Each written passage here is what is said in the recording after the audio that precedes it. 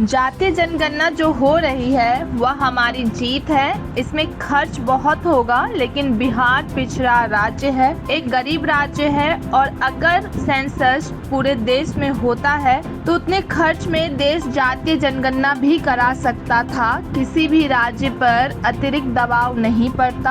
आर्थिक रूप से जो राज्य कमजोर है, लोकसभा और राज्यसभा में यह मांग हो कि जो खर्चा होगा वो भारत सरकार उठाए। राज्य सरकार तो खर्च उठाएगी, लेकिन केंद्र सरकार को खर्च में सहयोग करना चाहिए। अगर पूरे देश में जातीय जनगणना होता तो वह देश हित में होता। भाजपा ने भी आज सर्वसहमति से प्रस्ताव पारित किया है। बिहार में जो जातीय जनगणना होनी है वो बिहार के लोगों के हित के लिए है, और इसका विरोध करने का कोई मतलब नहीं बनता है। हम चाहते हैं जल्द जातीय जनगणना हो। देश में सबसे महंगा जनगणना हुआ, लेकिन उसका डाटा हमें नहीं मिल पाया। बिहार में जातीय जनगणना के विरोध की कोई गुंजाइश नहीं है। जब लोकसभा में मना किया गया तब हम बेचैन हुए और यह प्रस्ताव रखा कि प्रधानमंत्री से मुलाकात किया जाए। अगर केंद्र सरकार मना करती है तो राज्य सरकार अपने खर्चे पर करवाए। यह हमारी जीत है, यह लालू प्रसाद यादव की जीत है, यह बिहार के लोगों की, गरीबों की जीत है। इस जनगणना से लोगों की आर्थिक और सामाजिक स्थिति के बारे में पता चलेगा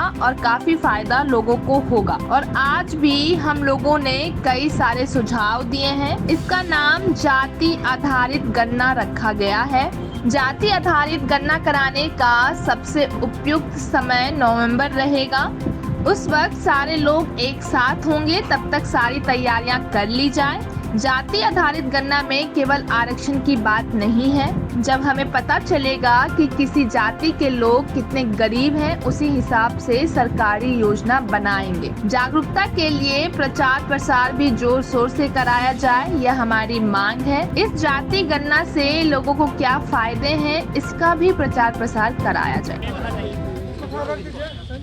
तो सब एक मिनट बोल करके 2 मिनट हम बस एक बोल करके 1.5-2 मिनट रुक जाइए।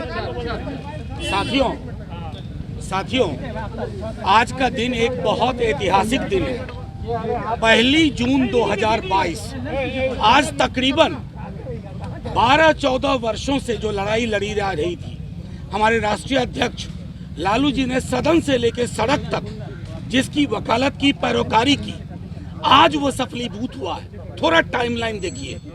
माननीय नेता प्रतिपक्ष तेजस्वी जी ने जब केंद्र की सरकार ढुलमुल रवैया अपना रही थी, उन्होंने सीधे तौर पे संकेत दिया कि अगर जातिगत जनगणना की मांग नहीं मानी गई तो मुरहो से लेकर के पार्लियामेंट तक, दिल्ली तक पदयात्रा करेंगे। इसका एक जन उभार बना, जन दबाव बना। फिर मुख्यमंत्री जी ने इस पर बातचीत की, पहल की, और आज जब माननीय मुख्यमंत्री जी एक प्रधानमंत्री से मिलने के बाद भी जब पूरा विधानमंडल मिला तो उसके बाद भी कोई पहल नहीं हुई। आज माननीय मुख्यमंत्री जी ने, जब नेता प्रतिपक्ष ने कहा था कि वो आंदोलन शुरू होगा, पृष्ठभूमि में हमारे राष्ट्रीय अध्यक्ष का तेवर और उनकी लगातार की लड़ाई, उसकी परिणति आज हुई।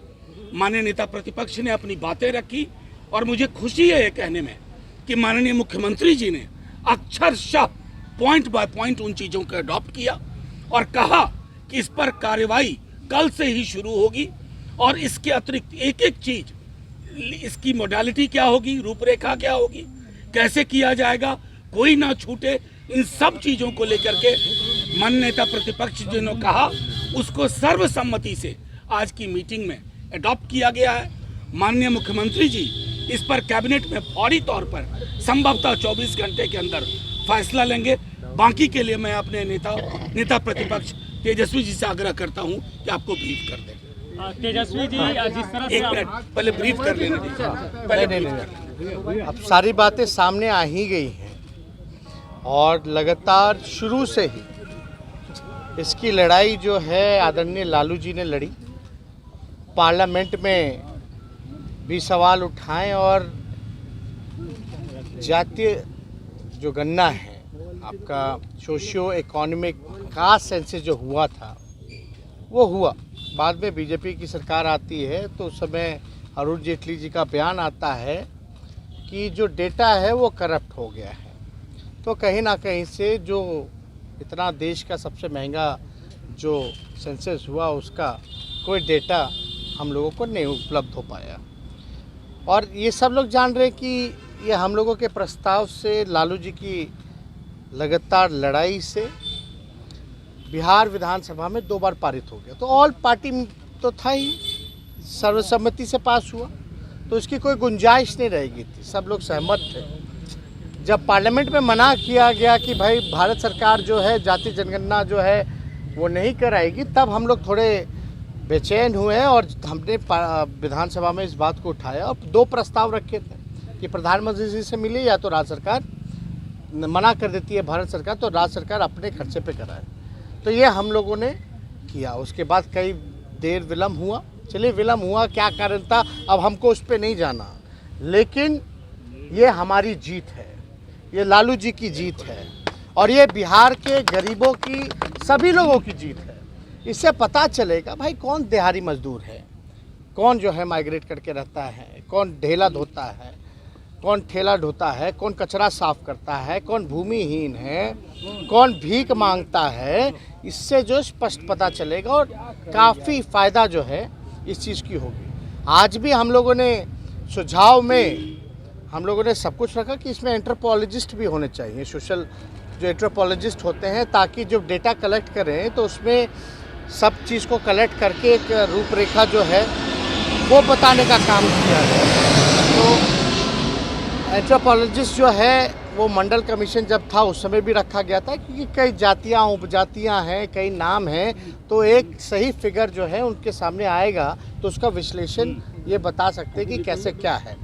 तो एक तो ये था, एक हम लोगों का था कि भाई ये लीगली कोई बाधा ना बने, तो इस पे भी क्योंकि दिखवा लेना चाहिए और उसकी शुरुआत करनी चाहिए, तो वो भी जो है बाधा दूर हो गई। और ये तो जातीय आधारित गणना यानी कास्ट बेस्ड जो है सर्वे, इसका जो है नाम है, और ये कास्ट बेस्ड सर्वे है ना कि सेंसस।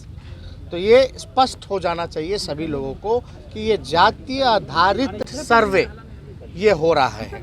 तो ये हम लोगों की जीत है। और सारी चीज़ें, एक चीज़ और है महत्वपूर्ण था कि भाई खर्चा जो होगा ये बहुत ही महंगा होगा, इसका खर्च बहुत लगेगा।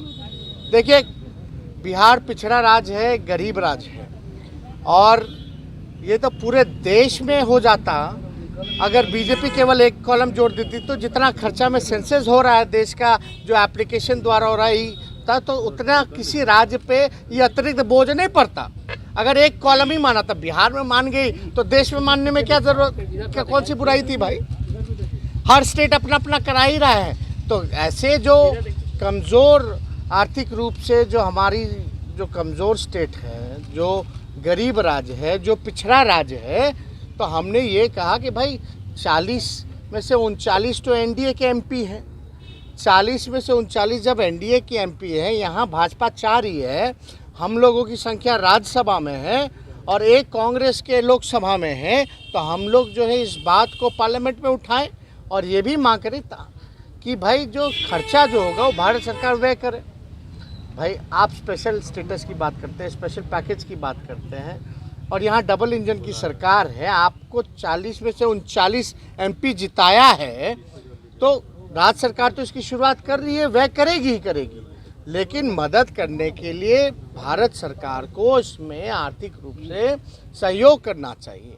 और ये बात से तो सब सहमत है कि ये जो भी बेस सर्वे हो रहा है, कास्ट बेस सर्वे हो रहा है, ये पूरे देश में होता तो ये देश हित में है, लेकिन ये बिहार हित में है।